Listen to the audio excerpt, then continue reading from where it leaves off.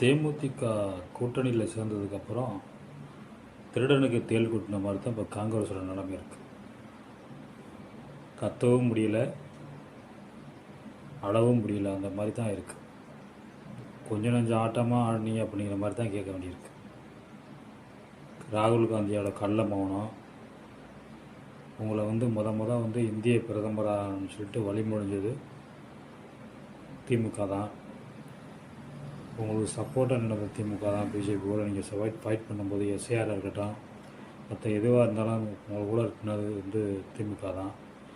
ஆனால் அல்ற சில்லறையை பேச கேட்டுக்கிட்டு நீங்கள் தாவேக்கா கூட போனால் உடனே உங்களுக்கு இப்போ துணை மந்திரி பதவியெல்லாம் கிடைக்கும், கட்சி வளர்ந்துரும் சொல்லிட்டு அப்படி இருந்து இன்னொருத்த மேலே தான் தவி குதிக்கிறது தான், தோளில் தொங்குறதுக்கு தான் நீங்கள் ஆசைப்பட்றீங்க. பழசெல்லாம் மறந்துட்டு இப்போ போங்க, தாவேக்கா கூட போய் கூட்டணி சேர்ந்துக்குங்க. உள்ளதும் போச்சா, உள்ள மரியாதையும் போச்சு.